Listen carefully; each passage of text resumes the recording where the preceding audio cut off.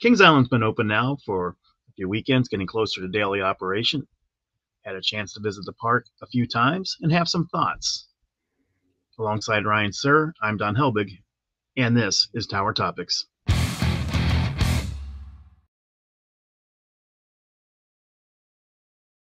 Tower Topics is a podcast by Kings Island fans for Kings Island fans, because that's who we are and that's who we care about. So, Don, 2 weekends in already, huh? A couple weekends in there, and actually I think it's been 3 already, so this will be the 4th weekend coming up here. Then, you got one more weekend after that, and then it's daily operation. Yeah, it comes quick, doesn't it? I mean, the park started going daily. It used to be around like Memorial Day, I guess, but Long time ago it was, yeah, from the 70s, 80s into the 90s it was, and then, once Cedar Fair purchased the park in 2006, you started seeing daily operations beginning a little bit earlier, mid-May.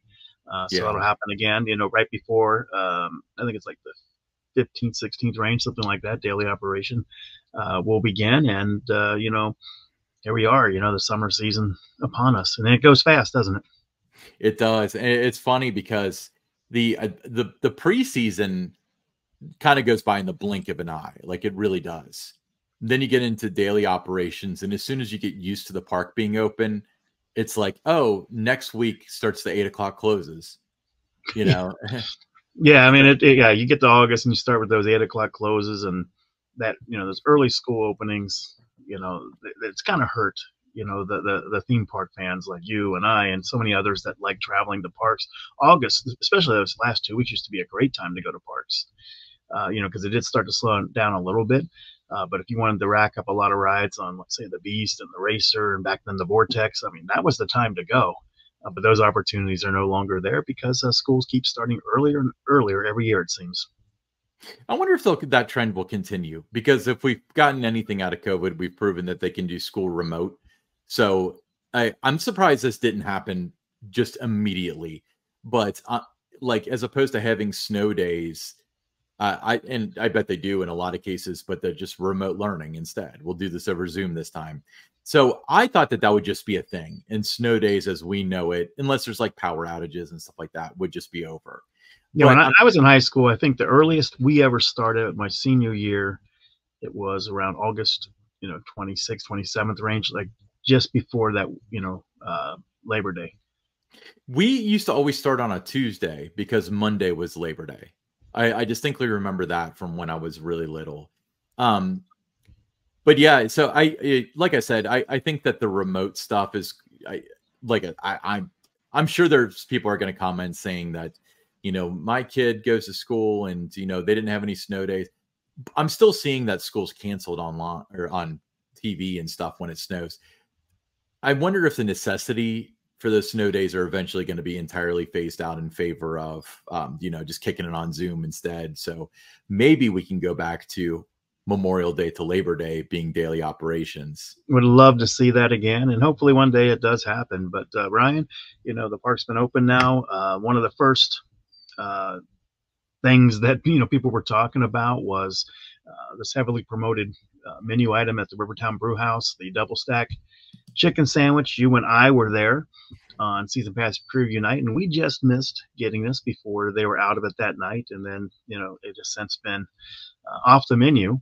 I did get some clarification as to what happened to Yes. this double stack chicken sandwich this past weekend, and it was, as some speculated, that they just simply could not keep up in the kitchen uh, during the off season as they were preparing different menu items and talking about new things to try.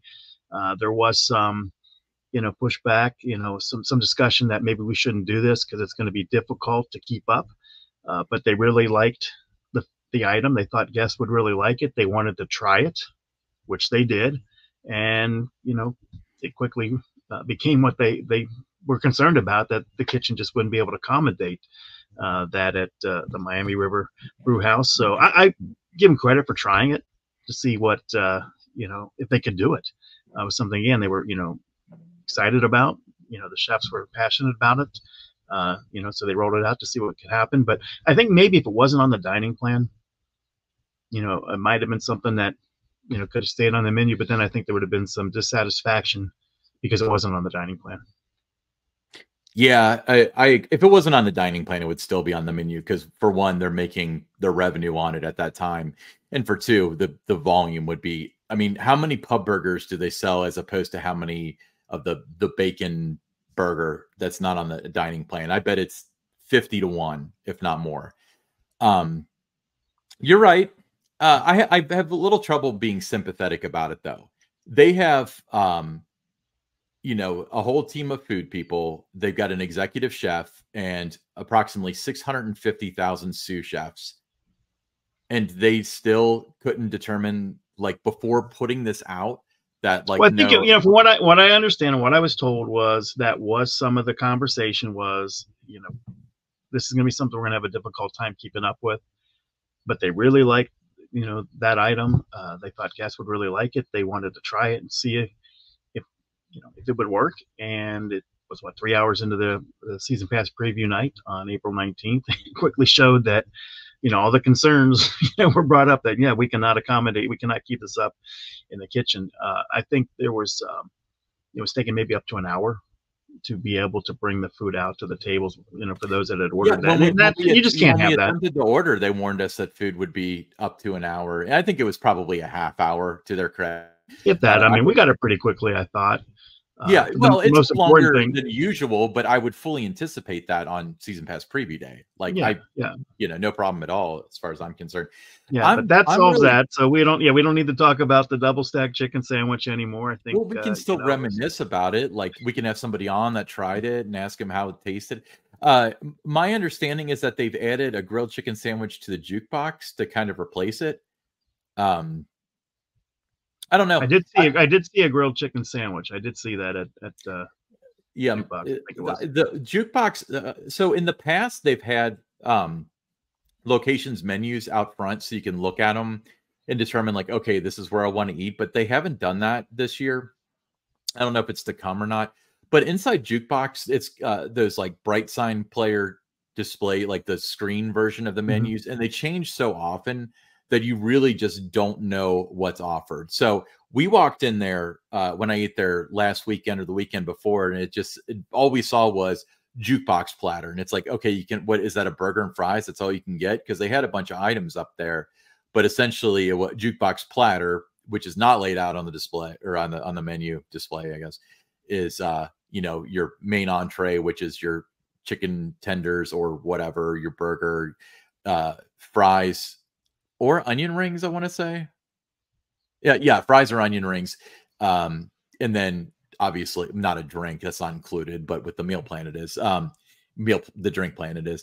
But yeah, so I wish they would list the stuff out there as to what they offer. But I'm finding this very disappointing, and I'm really what you're saying makes entire sense. Like, they had these double chicken sandwiches. They were taking too long to make, and it was just a bad experience. Like, I understand that. But the part I'm trying to wrap my head around is they went ahead with it anyway because they knew it would be popular. And when it was popular, they got rid of it because it was popular.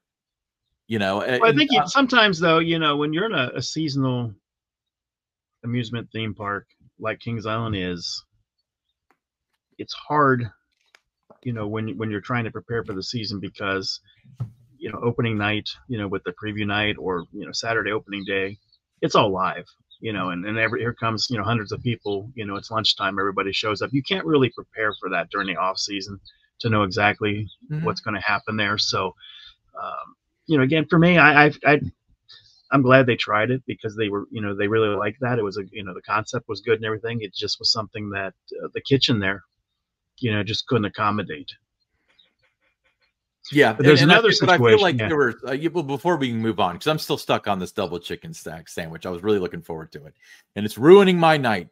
But we can live vicariously and just imagine, how good it would have tasted just from the pictures that we saw. Yeah, but to me, I feel like their job is to plan for a worst case scenario, and they should have known. Especially with how many people in that park had the dining plan? What percentage? I bet it was between 80 and 100. Like, there's probably a few stragglers, but everybody there that's committed enough to the park to go on season pass preview day probably has those add-ons. So they should have anticipated it being really, really busy. And I think that you can really only chalk this up to a lack of foresight, where if you come up with an item, you advertise it, you spend the time to develop it, you get people excited for it, you take people's monies, for the dining plan based on it, you should have your ducks in order as far as being able to produce it to the scale that's necessary. So I understand their situation, but I'm not necessarily going to give them a pass based on that. I think Yeah, I that think it's their job to figure it out. that was the item that I was most excited about when I got the dining plan. But there are other things out there, and we'll get to that a little bit later that I want to try. But one other menu item that kind of was there when the season started, but reportedly, based on what some guests have told us, has been pulled from the menu, is at the Rivertown Potato Works, the loaded nacho fresh cut fries, that those were not available. They are in the dining plan. They were listed on the dining plan that had been updated, removing the double stack chicken sandwich. So that had been updated since that was pulled, but that's still showing on there. But when you go to Rivertown Potato Works to try to get it, they were saying, they don't have it.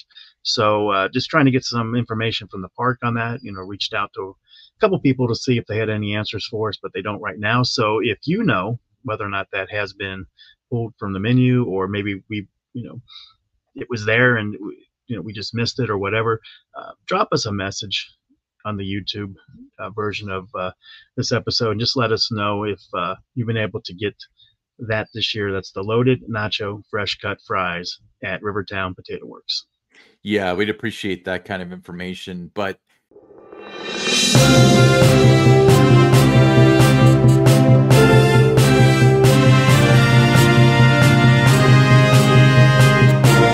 we have breaking news. This is coming from the park. They had two different types of fries that were very similar. They had the taco fries and the nacho fries. So they determined, since they were so similar, to just keep one over the other. They kept the one that was selling the best. So they still have, a close type item to what is no longer on the menu. But yeah, they did take one away, but they're basically the same item. And the one that they've kept is still on the dining plan. So appreciate the park reaching back out to us to let us know the status of that item at Rivertown Potato Works. But Don, let me serve you with this question. And this shows this show is just done live, and like we don't really script much or whatever. But so they did this whole menu prep, and no one thought these are too similar until after the park opened. Like, I almost don't believe the story.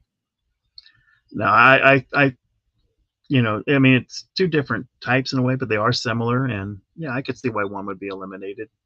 Well, okay, no, I would understand if, let's say, come July, we've got this new product, we've got these nacho fries, and then they get rid of taco fries. Is that what the two things, nacho fries and tacos? This thing gets street taco fries.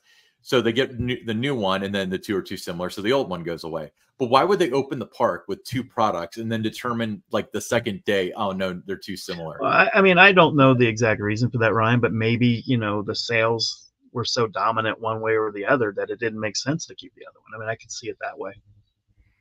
I mean, it's possible. It's possible, Don. I don't know. I like I said, it's not that big of a deal. I've got it. So you said the street taco fries are staying? Let me see. What was that? It said.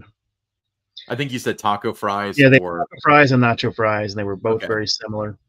Okay, so nacho fries, I don't really care about. Full transparency, I probably wouldn't eat them anyway. The street taco fries, though, the pictures look pretty darn good. So they do. And like I said, it's still on the dining plan, the one that they kept, and that's important for people like me that have the dining plan.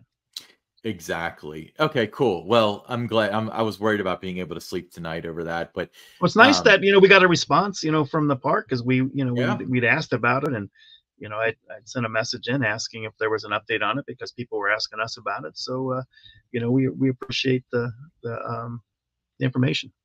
No, we do appreciate the information, and again, I would probably be a little upset if they got rid of the street taco fries. As opposed to the nacho fries. Because you're right. Like, that's not terribly dissimilar to what they have anyway. So not a big loss. It's just, it's a little weird to think that 2 days in they decide that they're too similar. Like that's just a weird thought process. Very, very disjointed. But with that being said, the street taco fries, I'm going to try those this weekend. I'm going to report back next time we record about how I Okay. feel about it, because those look so freaking good. And If I I'm there really, this weekend, I'll give it a try myself too. absolutely. Okay, cool. Well, thanks to Kings Island for clarifying that for us.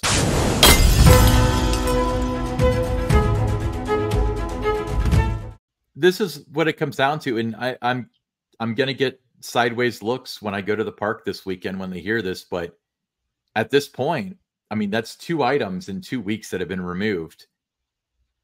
Are you going to be able to? I already preached my whole thing about waiting to buy your season pass until the last minute. I'll read to the point now where you should wait a few weeks into the season to buy your meal plan, so you can see like, oh, I'm excited about all these new items, and then is that a bait and switch? Like, where are we on that?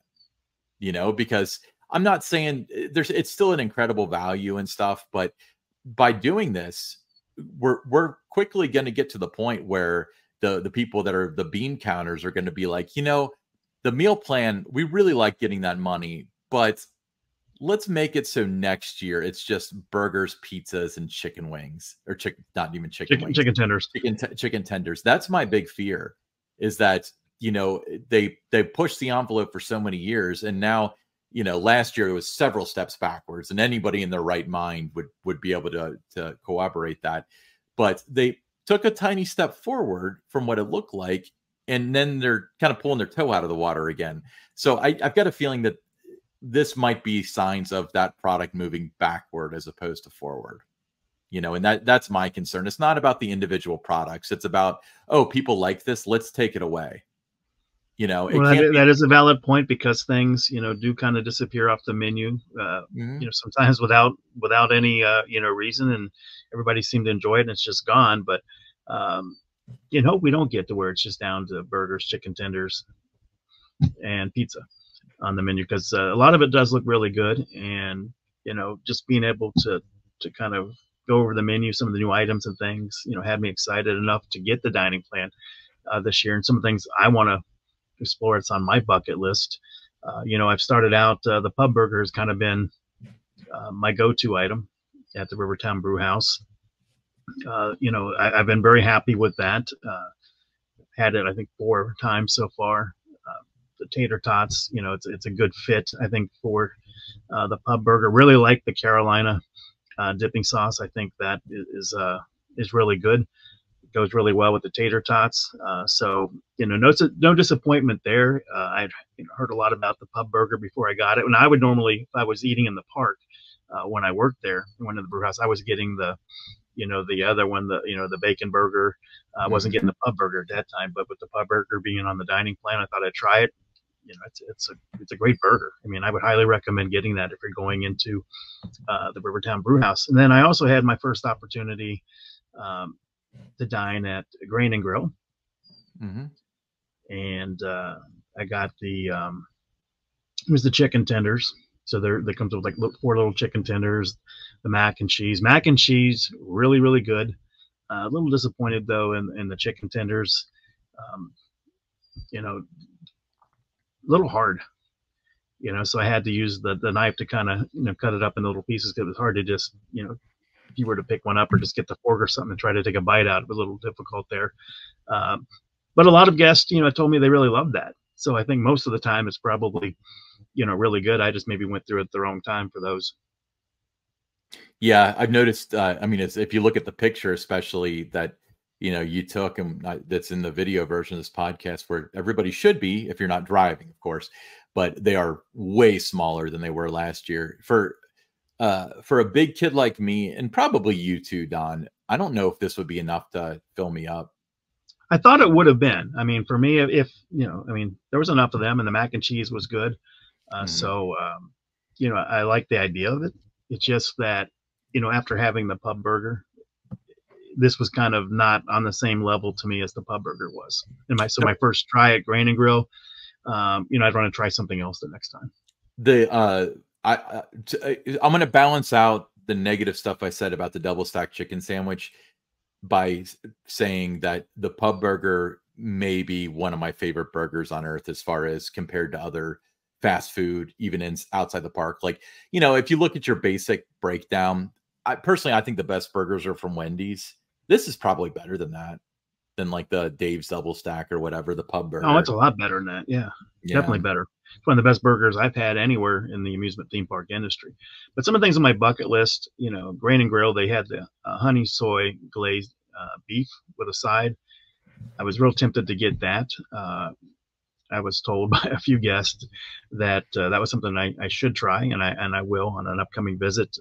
The Dinosaurs Alive bucket of chips with the turkey wing at Wishbone Grill.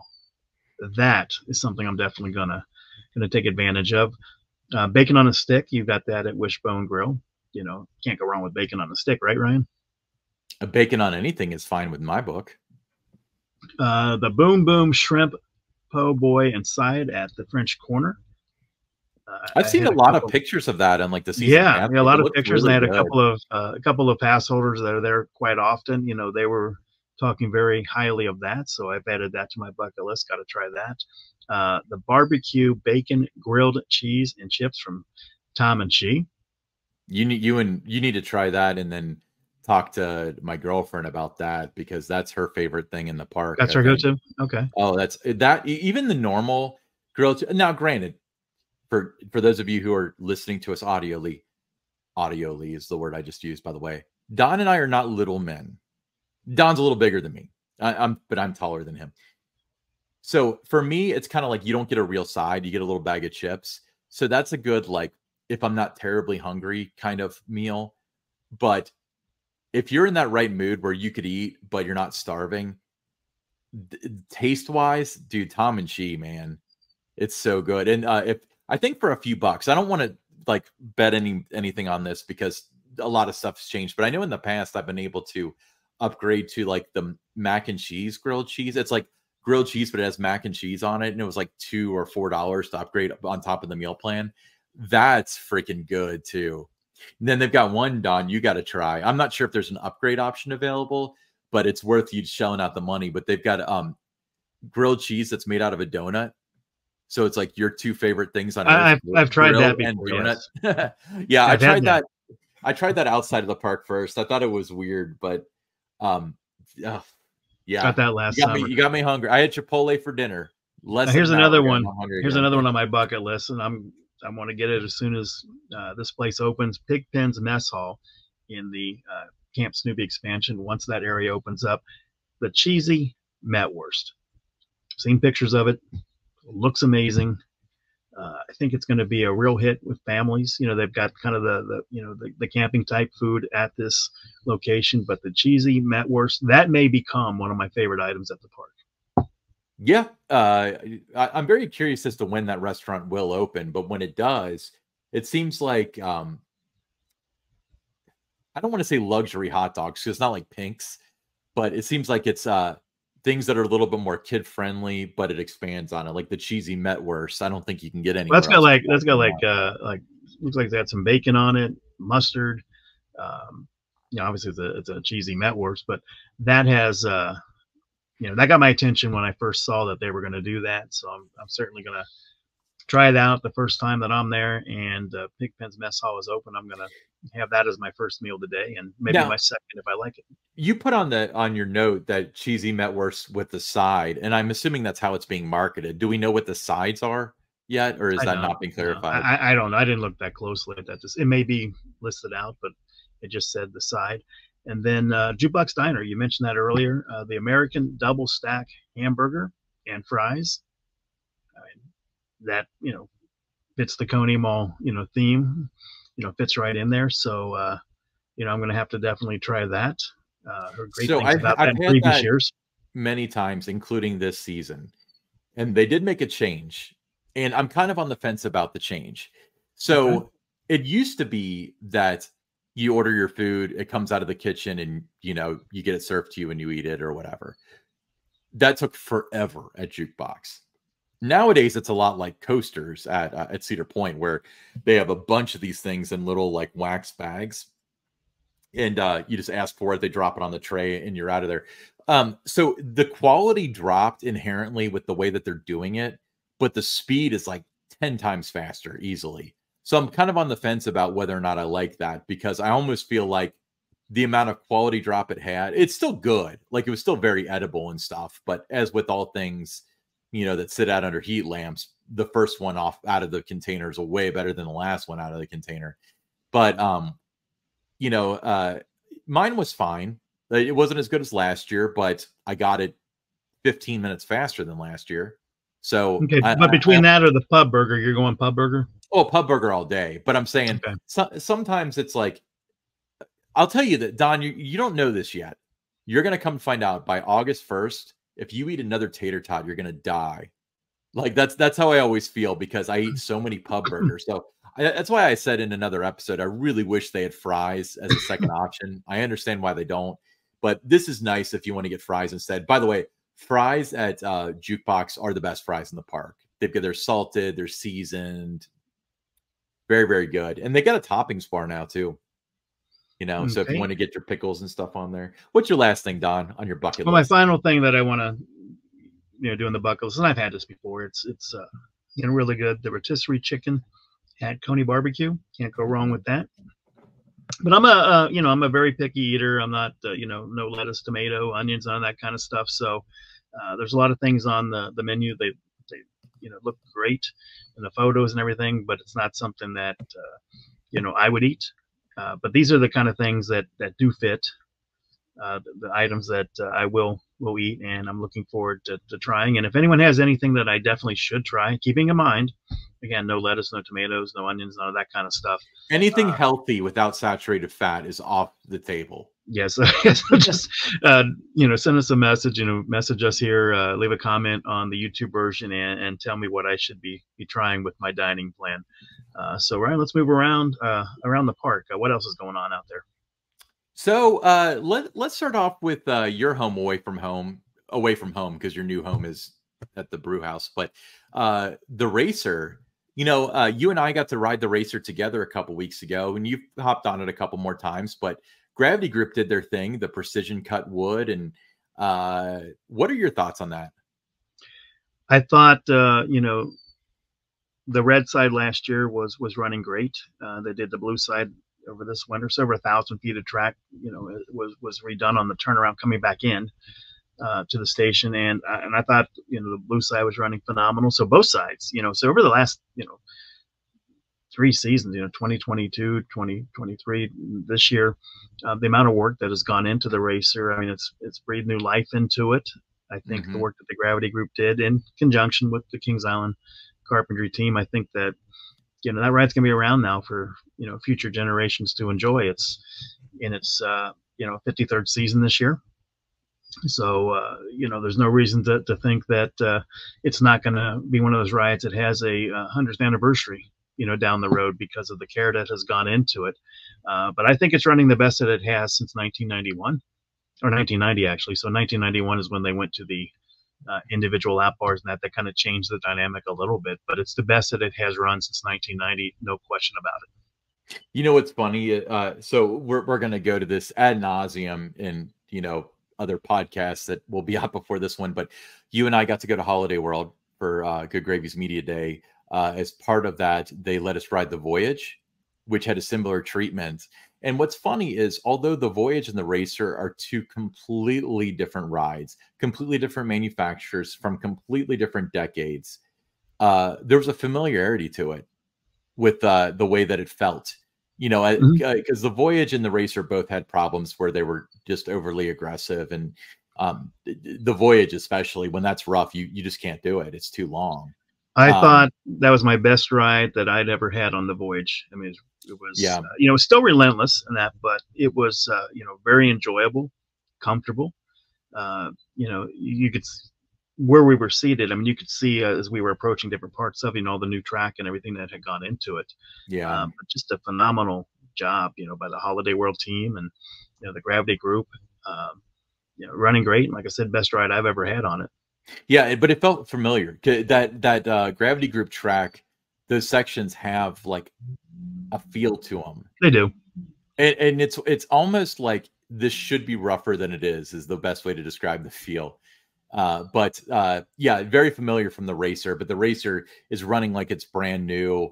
Uh, such a great job, such a great product that the Gravity Group has brought to the table, Yeah, and there maintaining. was a time a lot of the coaster enthusiasts, they whether it was the racer or the beast, they didn't want to ride on a wheel seat, so they were trying to sit in the middle of each of the cars, whether you're riding the beast or the racer. But now it doesn't matter on either of those rides. You can sit in the front of the car under the wheels, or you can sit in the very back, and it's a very enjoyable ride.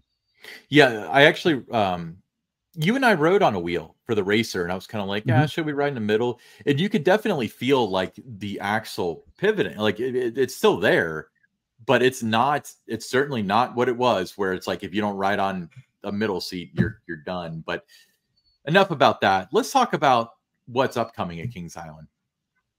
So for the latest for Camp Snoopy.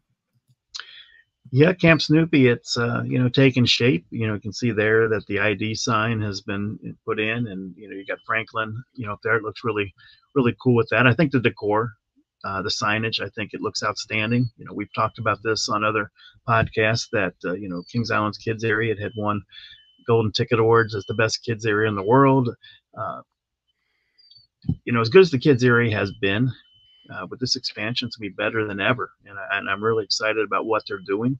I think guests are going to enjoy the coaster. I think Beagle Scout Acres, saw some pictures of that, Mm-hmm. recently online, and Kings Island, put a picture on X and out there, and we retweeted that on our X, and reposted is the word I guess we should use, and it looks really good. It's I mean, I would have to say, Ryan, just looking at it and how quickly that all this can come together. I mean, you peek through the fence and that, and it's, it looks like there's a lot to do, and there is, but it can come together pretty quickly. So I would say somewhere between, maybe going into Memorial Day weekend to May 31st, somewhere in that window is when I would anticipate that, this could open. Don't bank on our word saying that, but it looks like it's coming together, really well right now. Yeah, Memorial Day is kind of the date that I have in mind. Of course, I don't know. I'm not trying to clue anybody in, but yeah, so some really cool stuff. So what we're looking at here for those of you who are not listening to the or watching the YouTube video is, the part of the ID sign is Franklin up there being the announcer. Why Hmm. he wasn't included in the race is beyond me. But and I'm saying that because Franklin is one of my favorite characters. But that stand up, it's not animatronic or anything, but it looks really really cool. And It does. you got Woodstocks up there, but we got the paint job of help me out with the new name here, Don. It's That's what Woodstock's El Rail. Woodstock's Air Rail. Yeah, I wanted to say Woodstock Express, but that's something else. No, I mean it Yeah. looks again. It fits the theme that they wanted to go with. Where it's Woodstock's delivering all the important mail to the campers at Mhm. Camp Snoopy. So it kind of fits that where it looks like you're riding through a tree of the forest. So I think they've done a great job with that. Yeah, and then on your screen now is yeah, Franklin's Flyers, which I've still got a special place in my heart for the paint job that they had on the Flying Eagles, but man, this could almost dethrone it. It looks so good with like the patchwork and stuff, you know. Yeah, I'm like you. I mean, the Flying Eagles, having kind of grown up with that, it was there in my teenage years and early adult years and that. But this is really good. I think it the theme really, really pops. I think the vehicles, they all look really sharp. I like the colors, the different colors of it when it's flying around, and you've got the nice, blue sky with the clouds. I mean, it looks awesome. Yeah. Yeah, Pigpen's mess hall sign. Pigpen, it's funny because they're really elevating the obscure characters because Pigpen was always there, but he's not Lucy, Sally, and so on. But a lot of these side characters, Pigpen, Franklin, all of Snoopy's siblings, uh, they all have their own personalities too. Yeah, but I Besides, think the signage looks great, doesn't it? oh yeah, no, I really like Pigpen as a character.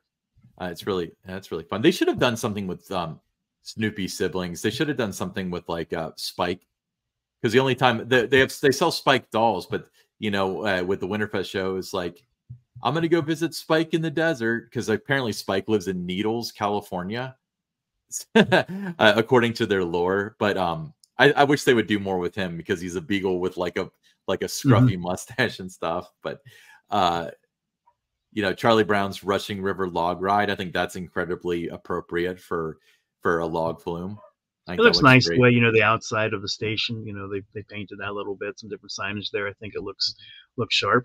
I still have Yeah. to ride it this year. I haven't been on it yet. I mean, it's been a little cool out. The couple of times I've been there and was thinking about it, but I'll try to get that in before Memorial Day. Get a few Yeah, rides we'll in have on it. to pick a warm day and you and I will go. I'll wear my water shoes Well, I that need are 1,000. I need 44 more rides on it for 1,000 lifetime. So I think at some point this summer I'll get those 44 in. there you go. Yeah, Childhood favorite. the ID sign. I like that. I like how they have the elevation Hmm. in there, and on the other side it looks pretty good too. So again, very welcoming when you come into the area. You certainly know that there's a divide between Planet Snoopy and Camp Snoopy. You can tell the separation. So they've done a nice job with that. Yeah, they have. It's it's going to be really cool. The only I do sympathize with them to an extent because since it didn't open with the park, and we talk, you and I have talked about this, at length.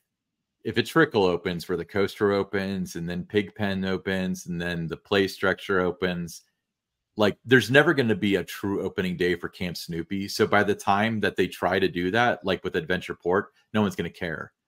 With Adventure Port, it was like the opening of it was just the opening of Soul Spin because most people had ridden Cargo Loco who care. And even like, when they had the influencers out and stuff, it was, what does it matter? Yeah, And and open the restaurant. Yeah, the restaurant opened with pretty much the same menu it had before, but just a different name. yeah, that was They really a rebased miss. it. Like I was so Um, excited because that restaurant needs like not a renovation. It needs to be redone for just higher quality food. Because what it is now is just a not as good Chipotle. And you can do a lot of cool stuff with Mexican food. And especially when Chef Major was there, they went around the park and every restaurant got completely redone and the menu done and stuff. He never got to that one. I thought yeah, this no, was the the opportunity. the backside though looks fantastic. Oh, I love it. With the bar area, and The boat. you look across the water and everything. You ride the boat in the water, and you look across. When you're over as you're coming into Adventure Port from the Action Zone side, and you look across and you see the patio and the umbrellas and the bar over there and the boat in the water. I mean, it looks amazing. I mean, they did a great job with that. But you're right. I mean, that didn't get off to the kind of start, in terms of everybody getting real excited about it because it was kind of piecemealed when the different components of that opened. So I know what your answer would be from a PR standpoint if you were the PR guy. But let's say you were the park GM and like Soapbox Racers is ready to open next week, but the rest of Camp Snoopy isn't. Do you surrender and just open the coaster? I Or do wouldn't. you I, wait and look at I all I of it? think you need to make a big splash with it. You've talked about Camp Snoopy since August. I think you need to make a big splash and just kind of have that grand opening for it, all at the same time. I would hold off. Yeah. Well, and that would be kind of I'm trying to think of the last big announcement, which was probably Orion. And for Orion, the ride would have opened on time. It was 2020, ended up opening when the park opened in July. But imagine if you had opened Orion, but Area 72 wasn't ready. Like, I feel like you would have added that in and it almost would have been a waste of money because when people didn't have that wow moment the first time they saw it, it's pointless. Yeah. So You to know? me, I mean, I would want to have it all at one time, just so it's a big deal. When you piecemeal it, I would one too. thing opens And here, this thing opens there, then it's kind of hard, to get anyone like super excited about it all when it's like that, and you're just trickling things out there a little bit at a time. And from a news media perspective, um, it's not a big deal if different parts of it have been open for months, and then all of a sudden, here's the final piece, come on out. It's not as mid June or whatever. That wouldn't be as big a deal yeah, for the news yeah, media either. I feel like it's like if the coaster opens first, there will be a degree of excitement, but there's also a degree of this isn't the full experience because the rest of Camp Snoopy isn't open. And then as you open, the play structure and pig pens, it's like, well, we already did the big thing in this area, so it's not a big deal. And then you Right. can't lump like the excitement for like pig pens mess hall in when you don't have that excitement anymore. So I feel like we opened Camp Snoopy, and that includes, a restaurant. It's got these menu items and this coaster and this place. You want it to feel immersive, right? Right. Yeah. So I feel like, maybe that's what they're going to do. Maybe that's what late spring is all about, because from what we understand, the coaster is essentially ready to go. So Yes, there's a lot of our stuff. understanding is that Vekoma has turned the ride over to the park, which means, Yes. you're getting real close to being able to open that. Yeah. So that means that their Camp Snoopy is waiting for the park. So even if they wanted to open it, say this weekend, it would be a lot of work as far as making it safe for people to enter into what was a construction zone yesterday. So I don't think that there's a lot of hope as of this recording for it opening in the next week or two or whatever.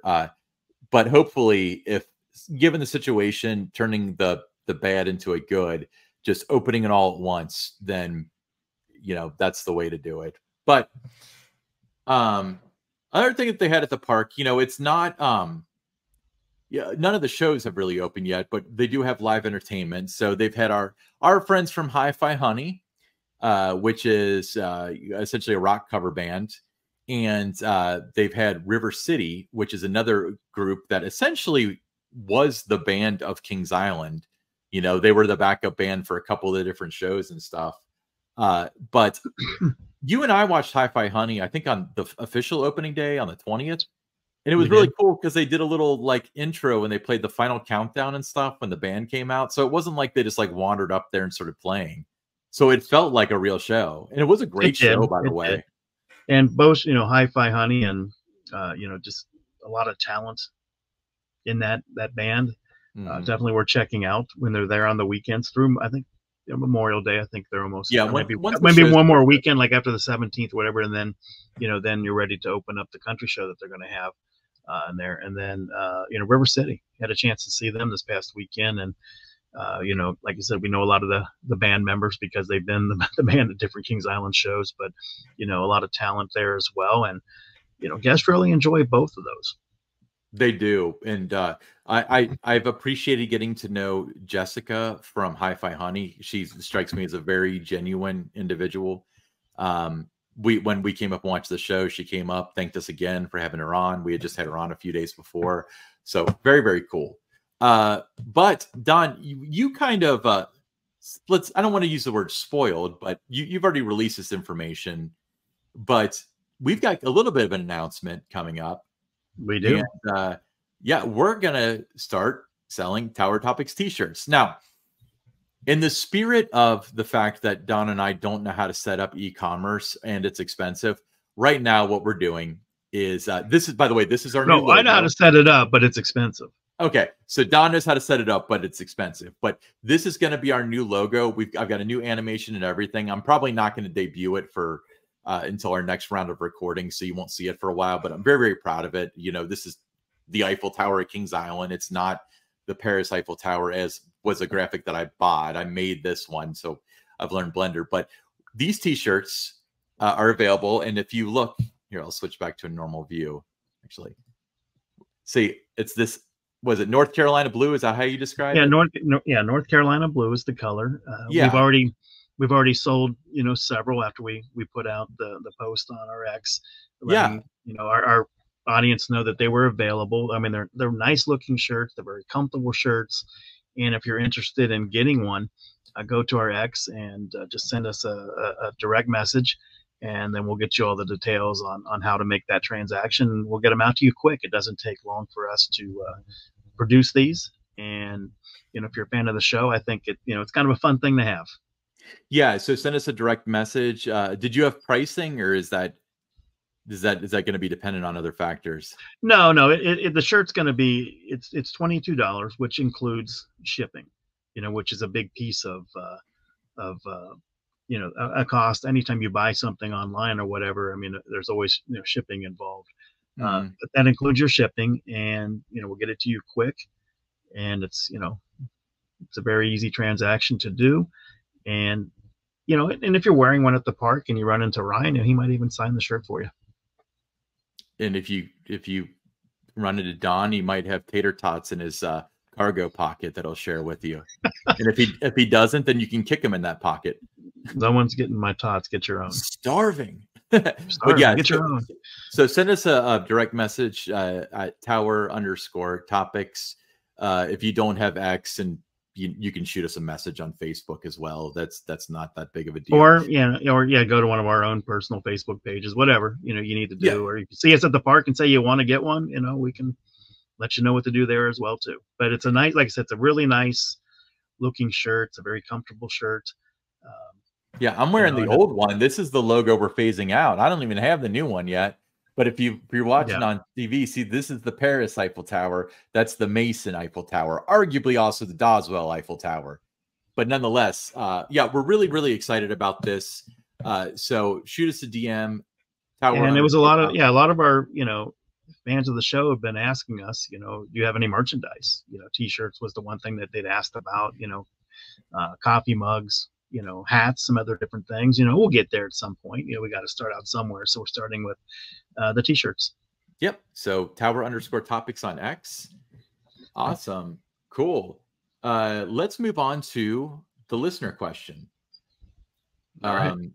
So this is a good one. And you and I have pre-discussed this, full disclosure, because I think we both have pretty good thoughts on this. But this is from Jim Flugel. He said, what is more disappointing, waiting 2.5 hours on a rain delay and seeing the Reds lose, or waiting 2.5 hours to finally ride a coaster and it breaks down for the day? Don, what's your answer? Well, my answer, what's more disappointing would be to, wait 2.5 hours to finally ride a coaster and it breaks down for the day. Now, as much as I want to see the Reds win when I go to Reds games, and I go to a lot of them, every year, there's other things I go to a baseball game to see. I mean, there's less, the other night we went, you and I, Ryan, and we saw the Arizona Diamondbacks, and, Corbin Carroll, one of the best young players in baseball, he hit a 3-run home run against the Reds. But just watching players like that from the other team sometimes, I'm watching, it interests me to see how a guy like a Spencer Steer is going to change his approach at the plate when he has 2 strikes, or there's, runners in scoring position, just little things like that I watch and try to, just see the game in a different way than just, the wins and the losses for the Reds, and just kind of try to enjoy just the overall opportunity to just watch players from both teams play. So for me, that was an easy answer. It's going to a park and you wait 2.5 hours and then the coaster breaks down and you just don't get to ride it. Yeah, I mean, I agree. And it would be kind of like, what would be worse, waiting 2.5 hours for a coaster and it breaks down, you don't get to ride it, or waiting 2.5 hours for a coaster and it didn't live up to your expectations? Well, definitely not being able to ride it's worse, because at least you have closure, So right. Yeah, I would definitely say that the coaster one is worse. But we actually have a second one. This is from FYE Coasters. He says, do you think it was a great idea for Kings Island to get rid of the campground and put in Great Wolf Lodge? Also, what would you replace Great Wolf Lodge with if you could? Do you think it was a great idea? A good question. I think that it proved to be, a mistake to get rid of the campground, because there were a lot of people that it was tradition, for the family to go, spend several days in Mason, and they would stay at the campground. They'd go to Kings Island, for a few days. They'd go to the Cincinnati Zoo. They'd go to the Reds game. So, you had a lot of years of, that becoming a tradition. And, they sold that land, and then Great Wolf Lodge, came in. Now the Great Wolf Lodge is there. Fantastic hotel. I wouldn't replace Great Wolf Lodge with anything else now that it's there, but yeah, I mean, there's a lot of guests that still miss the campground. Right next to the park, you could walk over to the park. Yeah. So for those who are too young to know what the heck it is we're talking about, a campground is a place where you can put tents and sleep for the night. Okay, that's going a little bit too far down. So next to Kings Island, where Great Wolf Lodge is now, there used to be a campground. Kings Island owned it, then they didn't own it, then they owned it again. And so, but zip ahead to 2005, I believe was the last year of the campground. and rumors started swirling that the campground was going to close. So it was semi-confirmed. I remember on KI Central, somebody called asking to make a reservation for April of the next year just to see what they would say, and they said, we're not taking reservations for next year, which they typically did. So they sold the ground. They traded the grounds to Great Wolf in exchange for a 5% stake in the lodge. This is Paramount. And then not long after, Cedar Fair came in, bought the Paramount parks, including Kings Island, did not buy that 5% stake. And then Great Wolf had this weird situation where they were in really bad financial shape, as many were in 2008 or so. They almost lost that lodge to GE Capital, who was the one who funded the project. As soon as they got themselves back on their feet, which probably had to do with a buyout from Apollo Global Management, they bought that 5% stake back. So now Kings Island and Paramount and Cedar Fair have no affiliation whatsoever with Great Wolf Lodge, except for the various sponsorship deals and partnerships that they occasionally do, which I do not believe they're doing right now. Was it a good idea? I think that nowadays, I mean, they'd kill to have that campground there, to have that kind of revenue stream and stuff. But it's kind of like, if I had, if I, in my house, if I sold off all of my appliances and made a little bit of money and then sold you the house, it's like you have the house now, but you don't have the appliances. Somebody made money, but it wasn't you. So that's kind of the situation Cedar Fair's in. So I'm sure they would kill to have that there. That'd be a great revenue stream. In fact, they would probably look a lot like Camp Cedar. Probably one of these years, for capital expenditure, it would be more RV and glamping kind of situations, rather than, people pumping tents, which isn't incredibly popular anymore.